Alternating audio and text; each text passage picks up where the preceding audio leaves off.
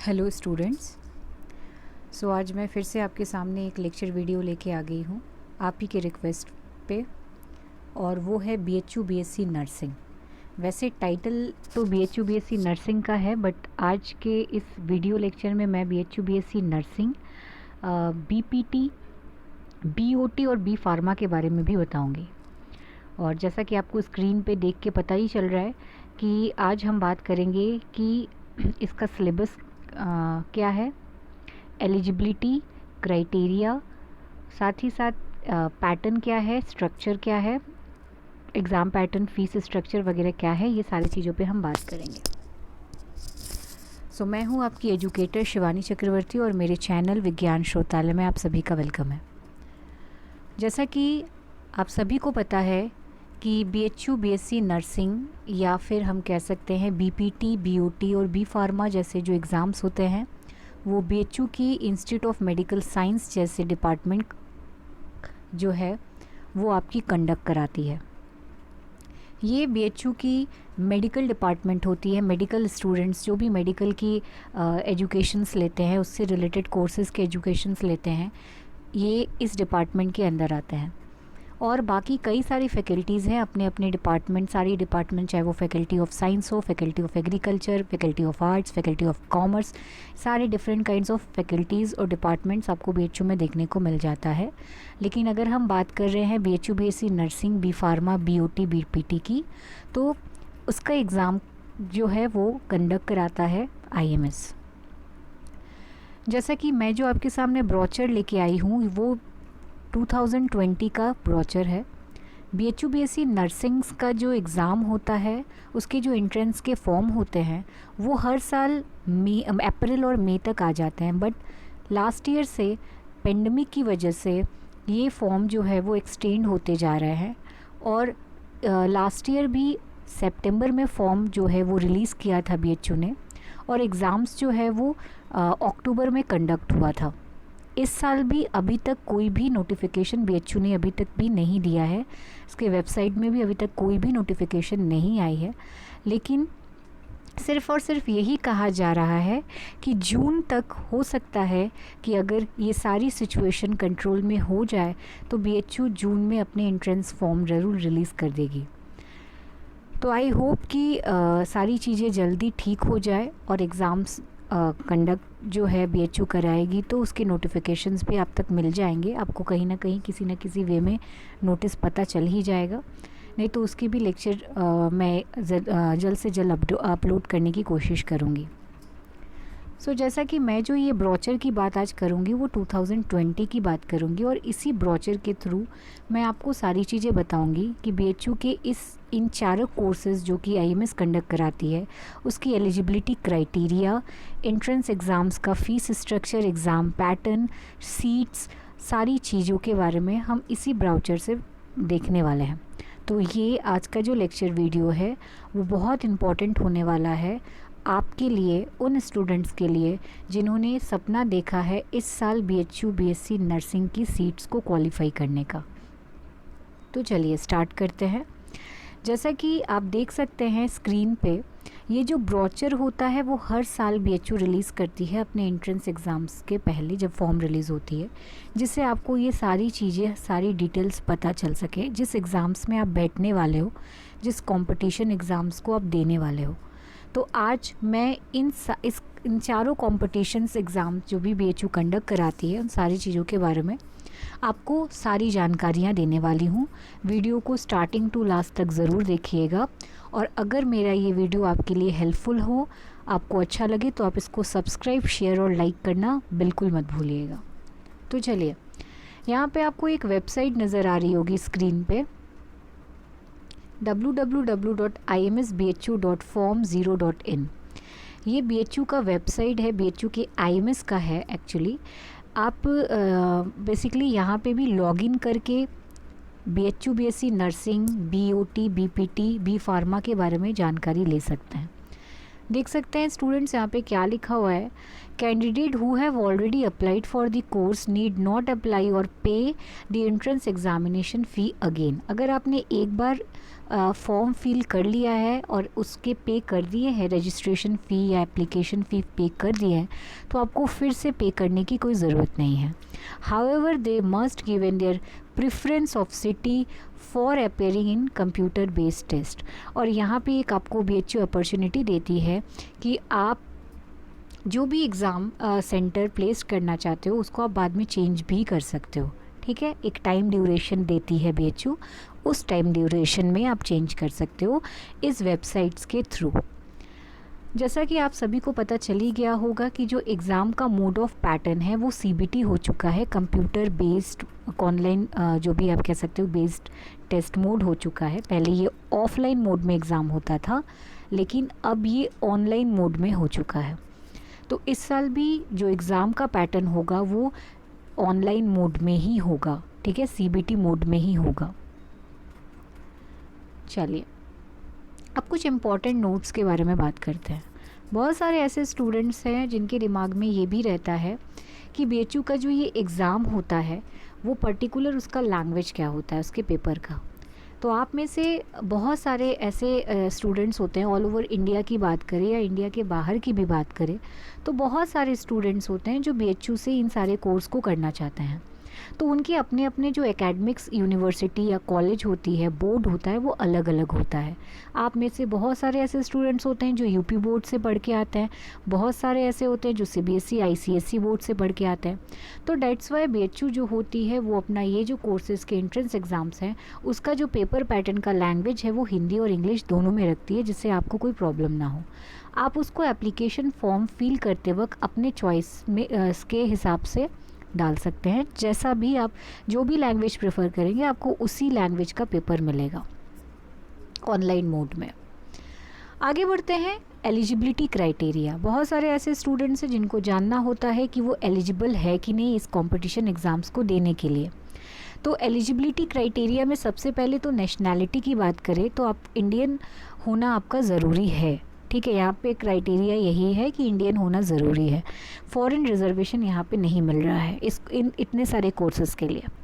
दूसरी चीज़ की अगर हम एज की बात करें तो यहाँ पे जो एज लिमिटेशन है वो भी बहुत अच्छी है, 17 to 25 एज। मतलब जैसे दूसरे कंपटीशन एग्ज़ाम्स में आपका जो एक मिनिमम एज होता है वो 18 होता है, लेकिन यहाँ पे आपका 17 एज अगर है तब भी आप इस एग्ज़ाम्स के लिए अप्लाई कर सकते हो, ठीक है।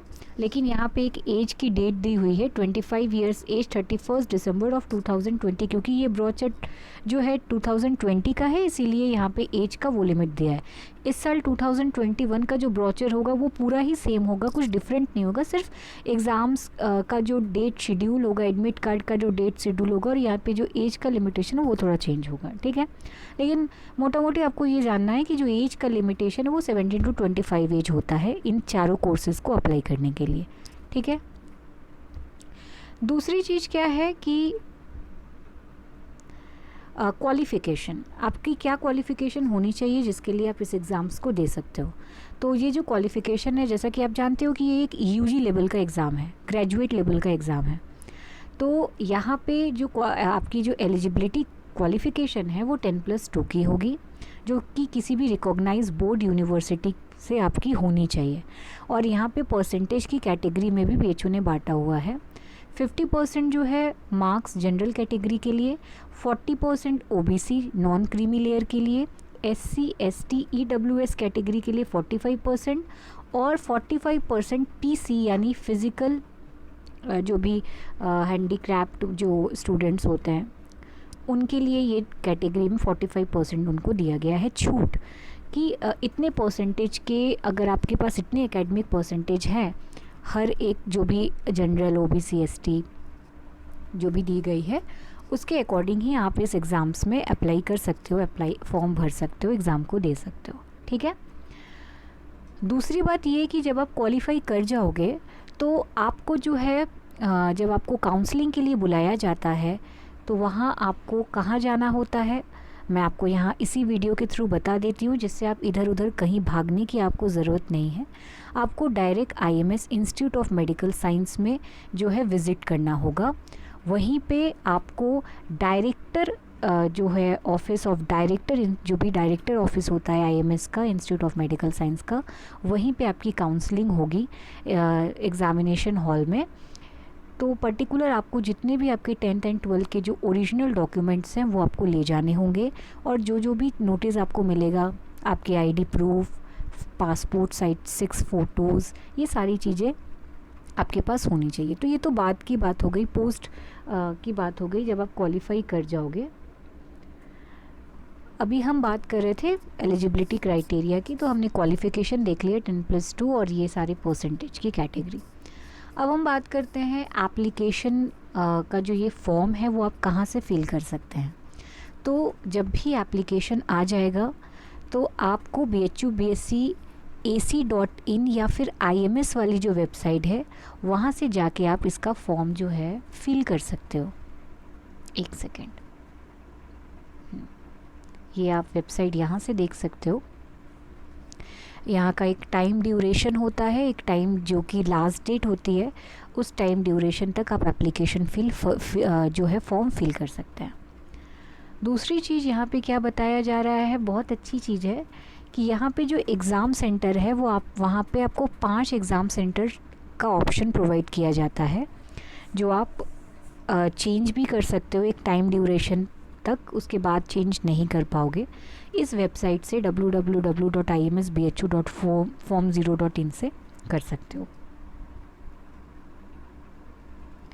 नेक्स्ट आते हैं, जब आप सबसे पहले जब भी आप फॉर्म फिल करोगे तो आपको रजिस्टर करना पड़ेगा अपना एक ईमेल ID और पासवर्ड डाल के। उसके बाद रजिस्टर करने के बाद ही आप जो है BHU का फॉर्म यानी एप्लीकेशन फॉर्म फिल कर सकते हैं, ठीक है। क्योंकि जब आप रजिस्ट्रेशन करते हो तो आपको ईमेल के थ्रू BHU के वेबसाइट से मैसेज आ जाता है, एंड देन उसके बाद फिर आप एंट्रेंस के लिए फॉर्म फिल करते हो, सारे डिटेल्स को फिल करते हो। लेकिन यहाँ पे एक चीज़ आपको ध्यान रखना होता है कि कोई भी गलत इन्फॉर्मेशन और कोई भी कह सकते हैं कि इनकम्प्लीट इन्फॉर्मेशन या इनकम्प्लीट फॉर्म आपको फिल नहीं करना होता है, जिससे आपके फॉर्म के रिजेक्शन के जो है चांसेस बढ़ जाए। अब बात करते हैं एप्लीकेशन फ़ीस की कि कितनी एप्लीकेशन फ़ीस होती है इस पर्टिकुलर एग्ज़ाम्स को अप्लाई करने के लिए। और मैं एक चीज़ और भी बता दूँ, बहुत सारे ऐसे स्टूडेंट्स होंगे जिनके दिमाग में ये भी आ रहा होगा कि मैम ये जो 4 कोर्सेज़ हैं, ये 4 कोर्सेज़ के क्या अलग अलग फॉर्म निकालता है BHU? तो ऐसा नहीं है, एक ही फॉर्म में आप चारों के लिए अप्लाई कर सकते हैं, ठीक है। आपको जिस सब्जेक्ट्स में इंटरेस्ट है, जिस कोर्स में इंटरेस्ट है, आप उस पर्टिकुलर कोर्स के लिए अप्लाई कर सकते हैं। और इसकी जो चार्जेस होती है फ़ीस की, वो भी सेम है चारों के लिए, और वो जनरल के लिए 1000, SC ST PC और EWS के लिए 750 रुपीज़ है। और इसको आप ऑनलाइन पेमेंट कर सकते हो, ऑफलाइन नहीं कर सकते हो। ड्राफ्ट वगैरह अब नहीं होता है, ऑनलाइन थ्रू कर सकते हो, चाहे डेबिट कार्ड से करो, ATM, credit card, internet banking के थ्रू, नेफ्ट के थ्रू आप कर सकते हो, ओके। नेक्स्ट आते हैं कि जब आपने एप्लीकेशन फ़ी जमा कर दिया, आपका फॉर्म सबमिट हो गया, अब एग्ज़ाम्स के पहले आपके मेल पे BHU एडमिट कार्ड का नोटिफिकेशन दे देता है। आप वहाँ से या फिर हॉल टिकट के फॉर्म में, या फिर आप BHU के वेबसाइट से, यही वेबसाइट जो फिर से स्क्रीन पे आप देख सकते हो, यहाँ जाके अपने एडमिट कार्ड को डाउनलोड कर सकते हो। यहाँ पे जो पॉइंट दिख रहा है नेक्स्ट क्राइटेरिया रिजेक्शंस का, जो मैंने अभी थोड़ी देर पहले बताया, जब आप इनकम्प्लीट रखते हो अपने एप्लीकेशन फॉर्म को तो बहुत सारा ज़्यादा चांस हो जाता है आपके एप्लीकेशन फॉर्म के रिजेक्ट होने का। दूसरी, अगर आपने जो एलिजिबिलिटी क्राइटेरिया है वो आपका सही से फुलफ़िल नहीं है, और अभी आपने एलिजिबिलिटी क्राइटेरिया देखा कि आपका जो एक एज लिमिटेशन है वो होना चाहिए, आप इंडियन होने चाहिए, और आपका पर्टिकुलर परसेंटेज की जो कैटेगरी एकेडमिक की बनी है उसके अकॉर्डिंग आपका वो सही होना चाहिए, ठीक है। नेक्स्ट है यहाँ पे टोटल नंबर ऑफ़ सीट्स। बहुत सारे ऐसे स्टूडेंट्स थे, आप ही की रिक्वेस्ट से मैंने ये लेक्चर वीडियो बनाया है, तो बहुत सारे ऐसे स्टूडेंट्स थे जो मुझसे पूछ रहे थे कि मैम कितनी सीट्स होती हैं, तो आई होप आपके लिए ये लेक्चर वीडियो आज बहुत यूज़फुल रहेगा, आपको पता चल जाएगा कि कितनी सीट्स है। ठीक है, तो टोटल जो BHU BSc नर्सिंग की जो सीट्स है या BPT BOT और B फार्मा की सीट्स है वो आपको यहाँ पे जो है डिस्प्ले होते हुए दिख रही होगी। सबसे पहले अगर हम बात करते हैं नर्सिंग की, तो नर्सिंग कोर्स में टोटल 75 सीट्स होती हैं, जिसमें 35 सीट्स जो है जनरल कैटेगरी के लिए, 20 सीट्स OBC जिसे नॉन क्रीमी लेयर, 11 कैटेगरी की जो सीट्स है वो SC, 6 ST, 7 सीट्स यहाँ पे EWS के लिए है। यहाँ पे एक चीज़ आपको देखने को मिल रहा है कि physical challenge candidate not eligible for BSc nursing course. जितने भी फिज़िकल चैलेंज कैंडिडेट हैं जिनको कोई इशू है वो इस एग्ज़ाम्स के लिए एलिजिबल नहीं है, क्योंकि आपको पता है कि BSc नर्सिंग जैसा कोर्स जहाँ पे आपको ग्रेजुएशन की डिग्री के साथ साथ थ्योरी के साथ साथ प्रैक्टिकल भी करना होता है, और एक टाइम के बाद आपकी पोस्टिंग BHU के सर सुंदर लाल हॉस्पिटल SS हॉस्पिटल में हर एक वार्ड में हर एक डिपार्टमेंट में लगती है। तो उस वक्त आपको पेशेंट के साथ काम करना है, पेशेंट प्रैक्टिकली हर चीज़ सीखना है हॉस्पिटल में रह के, तो उसके लिए आप मेंटली और फिज़िकली दोनों तरीके से सही होंगे तभी काम कर पाएंगे। इसलिए BHU फिज़िकली चैलेंज कैंडिडेट को एलिजिबल नहीं कर रहा है इस कोर्स के लिए। लेकिन इसका मतलब ये नहीं है कि आप दूसरे कोर्स के लिए एलिजिबल नहीं हैं। B फार्मा के लिए आप ज़रूर एलिजिबल है, जो BHU का आयुर्वेदा कराता है, और 2 फैकल्टी BHU का जो मिर्ज़ापुर का कैंपस है, RGSC मिर्ज़ापुर का कैंपस है, वो भी कराता है।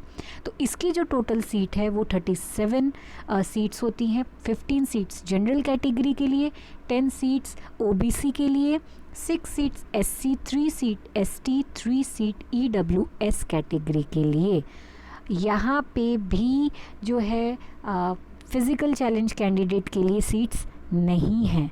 ठीक है, नेक्स्ट बात करते हैं BOT के लिए। ठीक है,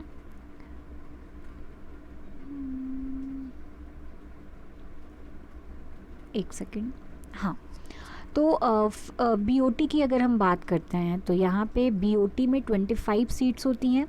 10 सीट्स जनरल कैटेगरी के लिए, 7 सीट्स OBC के लिए, 4 सीट्स SC के लिए, 2 सीट्स ST के लिए, 2 सीट्स EWS की सीट्स के लिए। ओके, अब आ जाते हैं फिज़िकल चैलेंज जो कैटेगरी है वो आपको यहाँ देखने को मिलता है BPT। अच्छा, यहाँ पे बहुत सारे ऐसे स्टूडेंट हैं जिनको अगर BOT के बारे में नहीं पता, तो BOT हो गया बैचलर ऑफ ऑक्यूपेशनल थेरेपी, ये भी बहुत अच्छा कोर्स है। तो चलिए BPT की बात करें तो यहाँ पे 25 सीट्स हैं आपकी टोटल, जिसमें से 10 सीट्स जनरल कैटेगरी के लिए, जिसमें 1 सीट्स फिज़िकल चैलेंज कैंडिडेट के लिए है, और 7 सीट्स OBC, 4 सीट्स जो है SC, 2 seats ST and 2 seats EWS category के लिए है।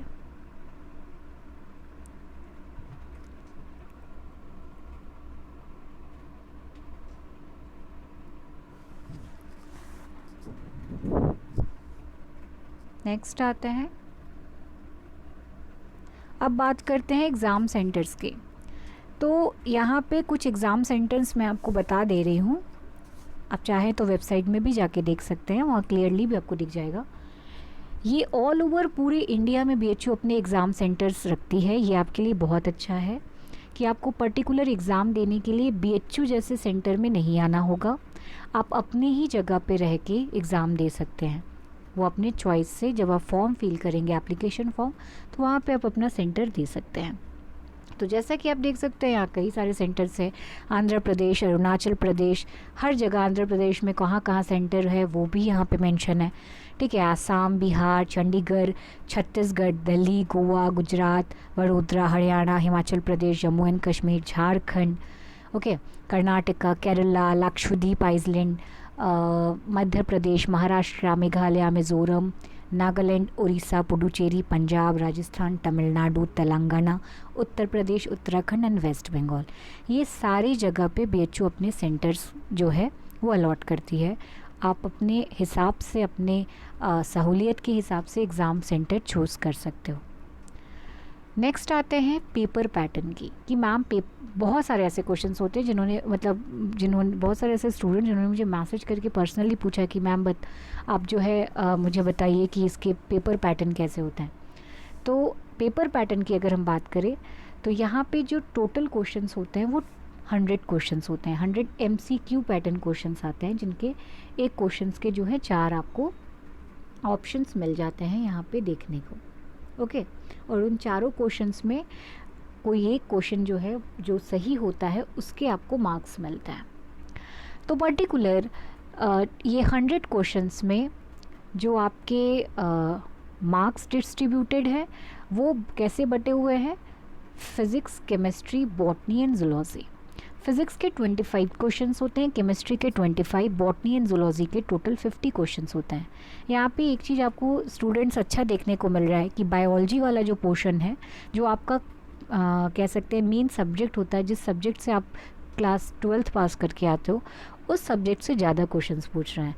तो अगर आप इस सब्जेक्ट्स में कमांड बना लेते हो तो आप कह सकते हैं कि आप एक फर्स्ट अटेम्प्ट में ही क्वालिफाई कर सकते हो इस एग्ज़ाम्स को। टाइम ड्यूरेशन जो होता है वो 2 आवर्स का होता है, और जैसे कि हमने बोला एग्ज़ाम के क्वेश्चन का जो पैटर्न होता है वो इंग्लिश और हिंदी आपके चॉइस पे होता है। दूसरी चीज़ है, एक चीज़ और भी मुझे आपको बतानी थी एक सेकेंड,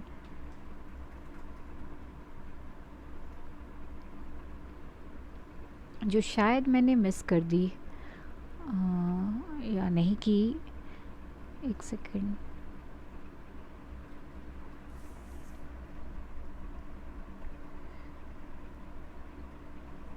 यहाँ पे एक चीज़ मैं बताना चाहती हूँ आपको कि पर्टिकुलर ये एग्ज़ाम्स वही स्टूडेंट्स दे सकते हैं जिनके एकेडमिक्स का जो सब्जेक्ट था वो फिज़िक्स, केमिस्ट्री, बायोलॉजी और फिज़िक्स, केमिस्ट्री, बायोलॉजी और इंग्लिश था। ऐसे बहुत सारे स्टूडेंट्स होते हैं जो मतलब बहुत इंटरेस्टेड होते हैं आर्ट्स के या एग्रीकल्चर के या कॉमर्स के। 12th करने के बाद वो सोचते हैं कि वो इस एग्ज़ाम्स में बैठ सकते हैं, क्वालिफाई कर सकते हैं, या इस एग्ज़ाम्स के लिए एलिजिबल है कि नहीं। लेकिन मैं उनको ये बताना चाहती हूँ कि यहाँ पे जो एलिजिबिलिटी क्राइटेरिया इन्होंने रखी थी, ये आप देख सकते हैं, इस जगह पे मैंने आपको बताया नहीं था। जो क्राइटेरिया रखी थी सब्जेक्ट्स की वो यही रखी थी डेट कि सब्जेक्ट्स आपका जो होना चाहिए वो फिज़िक्स, केमिस्ट्री, बायोलॉजी और इंग्लिश होना चाहिए। ठीक है, तो यही एलिजिबिलिटी क्राइटेरिया जो क्वालिफ़िकेशन की है वही है जिसकी मतलब आप कह सकते हो कि इसको एग्ज़ाम्स में बैठने के लिए आपको ये सब्जेक्ट्स चाहिए पर्टिकुलर आपके 12th स्टैंडर्ड में। चलिए नेक्स्ट हम बात कर रहे थे कि क्या पर्टिकुलर पेपर पैटर्न है, राइट।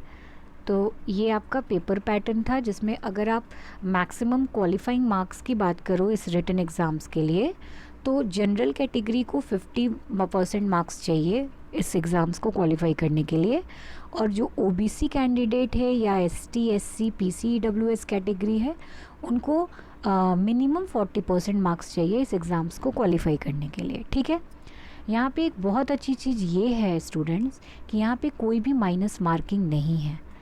अगर आप बीएचयू या किसी दूसरे यूनिवर्सिटीज़ के एग्ज़ाम्स किसी दूसरे सब्जेक्ट्स के एग्ज़ाम्स को दोगे तो आपको वहाँ पे देखने को मिलता है कि हर एग्ज़ाम्स के अपने अपने माइनस मार्किंग होते हैं, लेकिन इस एग्ज़ाम का सबसे अच्छा आपको बेनिफिट यही मिलेगा कि माइनस मार्किंग नहीं है, मतलब आप रिस्क ले सकते हो।